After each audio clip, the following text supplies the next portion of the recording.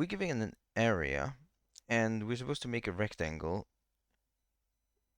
which could even be a square, that has that area. The restriction is that the length of the rectangle, the size of the rectangle, must be integer. And then if it's not a square, then the smallest side has to be listed first. So let's take 12 as an example. It's a good example because there are many different ways to multiply two integers together to get 12, say 1 times 12 or 6 times 2. And there's only one result that's valid here, and that is 3 times 4. 12 is not a square, so it can't be, well, a square. But 3 times 4 are as close to each other as possible. So in other ways, other way to describe this is that we want to make the rectangle as square as possible. Okay, let's start by looking at our candidates. These are all the integers that could come into question. Of course, it can't be larger than 12. There's nothing you can multiply with to get 12. It can't be 0 unless our actual area that we need to get to is 0 as well. And then we want to find out which of these numbers actually divide 12 evenly. So we can take the division remainder, or modulus, and this takes the whole range and dividing the number itself. And then we get these remainders. So we can see that 1, 2, 3, and 4, they divide 12 cleanly. 5 gives us a leftover of 2, because 2 times 5 is 10, and then missing 2, and so on. We're not interested in what the remainders are, we're interested in whether or not it divides. So 0 equal to that, and that gives us a mask showing the numbers, indicating the numbers that divide 12. The next step is then to find out what these are and choose the middle ones of these numbers. So we can see that there are 6 of them, 1, 2, 3, 4, 1, 2, 3, 4, and 6, and 12.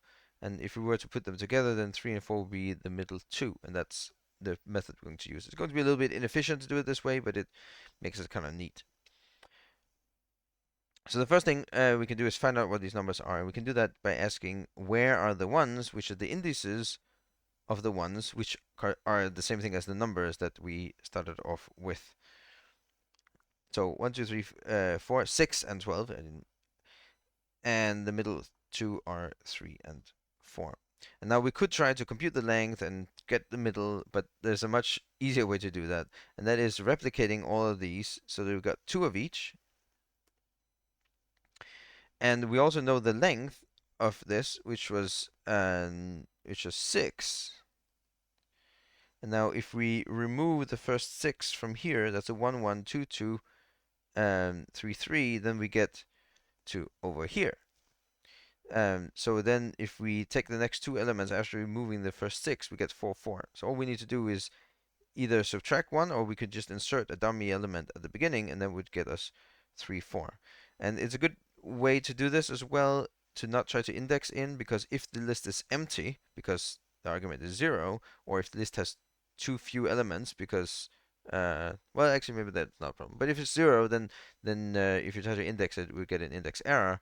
But if we drop some elements and take the next ones, then we can overshoot and we would pad with 0, which is exactly the result that we want. So let's pad with an element that's going to be removed in a moment. So then, and now we can remove the first 6 from here. 1, 2, 3, 4, 5, 6, and the next 2 are going to be 3 and 4. How do we get the number 6? Remember, we're passing in the mask here and finding the indices here. We don't need to find the indices to get the length of the indices, because there are as many ones in this list as the list of indices. So the sum of this is going to be the length.